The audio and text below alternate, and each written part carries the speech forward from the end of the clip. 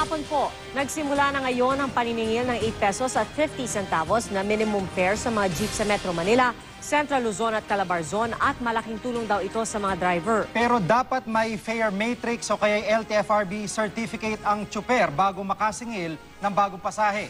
Aprobado kaya ito sa mga pasahero? Nakatutok si Cedric Castillo. 10 piso kada ikot sa rutang North EDSA at Quezon City Hall.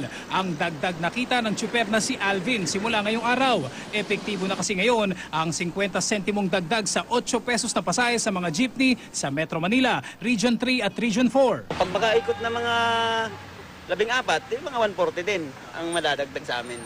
Anong pwede mong gawin sa 140?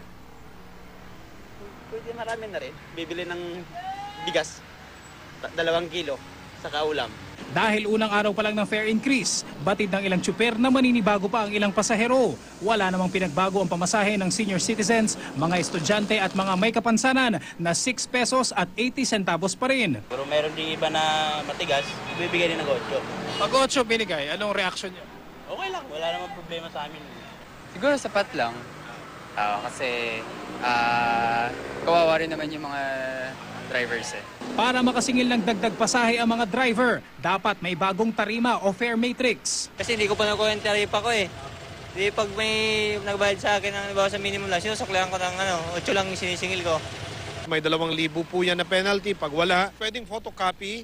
May ibang driver na imbes na tarima, certification ang nakapaskil. Ayon sa LTFRB, ito ay para sa mga may rutang hindi lalagpas ng 4 kilometers ang haba. Sa mga may reklamo, maaaring tumawag sa LTFRB hotline number 459-2129.